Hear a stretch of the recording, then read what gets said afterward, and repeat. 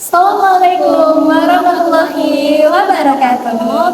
Halo semuanya, kami dari kelompok 10. Saya Latifah Masla Dewi dengan NIM F0124065 dan rekan saya Dewi Indiana Sini dengan NIM F012451.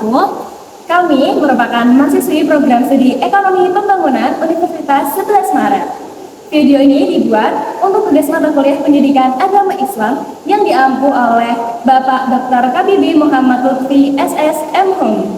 Nah, kami akan menyampaikan studi kasus mengenai jejak-jejak hasanah peradaban Islam, khususnya di wilayah Surakarta. Nah, melalui video ini kami ingin mengajak teman-teman memahami bagaimana sejarah dari peradaban Islam, khususnya di wilayah Surakarta.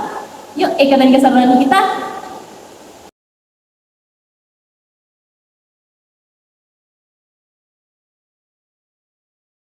Assalamualaikum ya Habibi ya Ukhti.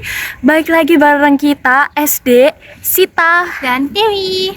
Nah, kali ini kita ada di salah satu bangunan Khazanah Peradaban Islam ya Dew. Iya, benar banget Kak Asita. Jadi kita ada di Masjid Agung Surakarta. Yeay. Ikuti keseruan vlog kita hari ini ya guys. Kita mau cari-cari Cari narasumber buat diwawancara. Iya, benar banget Kak Sita. Oke, langsung aja ikutin keseruan kita ya guys. Oke, dadah.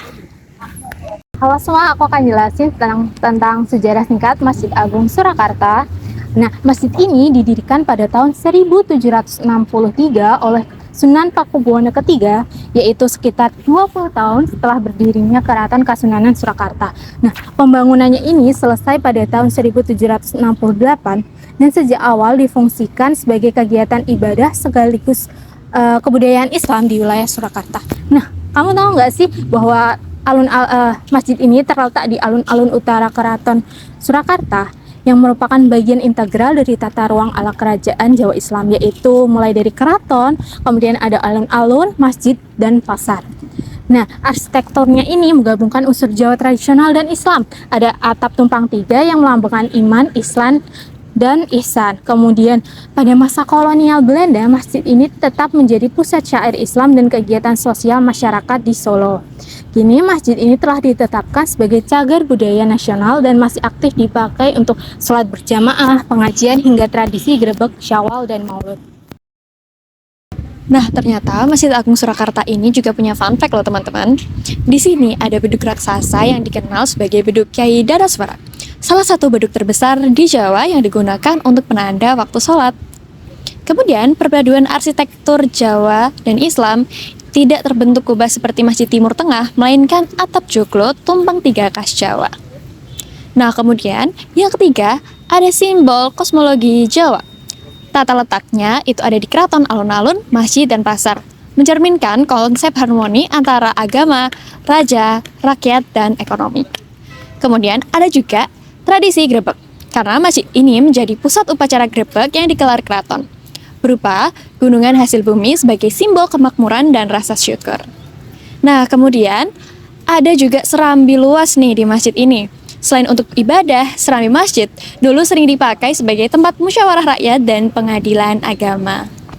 Nah, yang terakhir, Masjid Keraton Surakarta ini masjid tua tapi aktif. Walau usianya udah lebih dari 250 tahun, masjid ini masih terawat baik dan jadi destinasi wisata religi utama di Solo.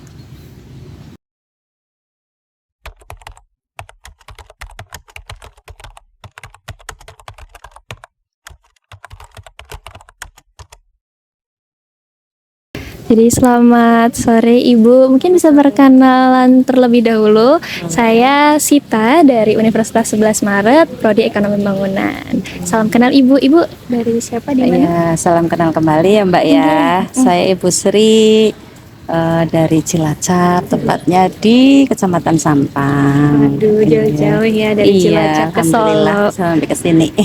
Ini untuk berkunjung ke Masjid Agung Surakarta ini ya, jauh-jauh dari Cilacap ke sini ya? Betul, ya kebetulan ada kepentingan juga. Oke, baik. Mungkin supaya tidak terlalu lama, kita langsung saja masuk ke sesi wawancaranya. Saya izin untuk bertanya ya, Bu. Silahkan. Oke. Banyak sih Mbak, ini kan kebetulan ada kepentingan juga. Terus kemudian tadi sempat jalan-jalan ya, terus kita lihat oh ada alun-alun juga, terus kemudian ternyata ada Masjid Agung Surakarta kalau nggak Iya. salah tadi di pintu masuknya. Terus ya itu kan sangat kita sebagai umat Islam ya kan, itu kan sangat terbantu ya, katakanlah jauh-jauh datang dari Cilacap ke Solo, terus kemudian pas waktunya ibadah jalan-jalan ke alun-alun ketemu dengan masjid ini, ya, alhamdulillah bisa sholat di sini. Terus saya lihat juga perekonomiannya juga ada di sana, sebelah sana ada ya kayak kios-kios ya. Iya, betul. Terus sebelah selatan ada pasar Klewer Ada pasar, juga. iya. Jadi memang suasananya itu memang sangat-sangat apa ya, mendukung lah ya, untuk letaknya juga sangat strategis sebagai ya masyarakat sekitar lah terbantu. Untuk para Tadi sudah pedagang juga. berkunjung ke Klewer, Bu, berarti? Tadi belum sempat karena tadi hujan Oh, kan. hujan. Iya, Oh, jadi berarti nggak sempat. abis ini mau ke Klewer ya, Bu, ya? Nggak tahu ini bukannya sampai jam berapa. Oke, mungkin lanjut ke pertanyaan selanjutnya ya, Bu. Oke. Saya terkesan Mbak, ini bangunannya kayaknya masih tradisional ya, masih Iya. peninggalan ini tadi kan Surakarta keraton gitu ya, Iya. mungkin dari peninggalan zaman-zaman keraton gitu, jadi sangat-sangat dilestarikan, tidak ada banyak perubahan ya. Kalau suasananya bagus ya, manfaatnya banyak sekali untuk warga sekitarnya. Pokoknya terkesan lah Mbak. Terus ini juga luas banget, luas sekali ya. Ini namanya juga Masjid Agung. Ya, pokoknya memang baru ke pertama kali ini. Ya pokoknya sangat terkesan lah Mbak. Nyaman juga ya, Nyaman Bu, ya? iya. Tadi Mbak ada angin semilir. Enak. Oke, mungkin cukup sekian dari kami. Bisa dadah ke kamera, Bu. Oke,